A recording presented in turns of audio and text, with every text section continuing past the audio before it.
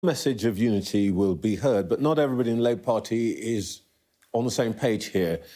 Anna Sarwar, Andy Burnham, Sadiq Khan all want you to call for a ceasefire. And in a sense, pretty much everybody who does not owe their job to Keir Starmer seems to agree that he's got it wrong. It's probably time for him to get off the fence on this one, isn't it? As I said, people through the Labour Party, right through the country, yearn for this conflict to end.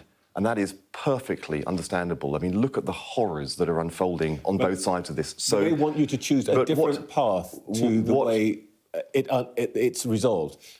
Why isn't Labour leadership calling for a ceasefire when all these important figures in the party think that's the pathway? What Keir Starmer has done is listened to all of these people in the party who have a direct connection to what is happening and an emotional connection to what is happening. He has looked at the evidence, he has looked at what is happening there in Israel and Gaza, and he has come forward with the plan for a pause for humanitarian purposes.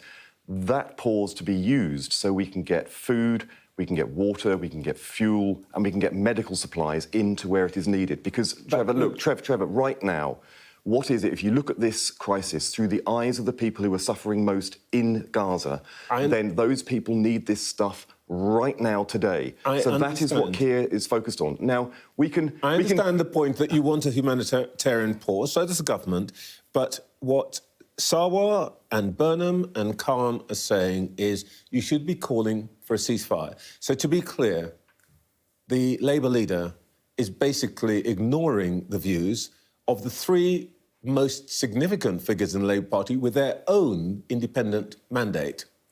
Keir has listened to those views and all other views that have been expressed. Now, it is a strength of the Labour Party, because we're probably the most diverse political party in Europe. It is a strength of the Labour Party that within our party we have people who have a lived connection to both sides in this conflict, and they express their views absolutely forthrightly, as they should. Keir has listened to those, looked at the situation on the ground in Israel and Gaza, and he has come up with a way forward that meets the challenges being faced by people in Gaza today. Now, what's interesting, Trevor, is he came up with this a good few days ago.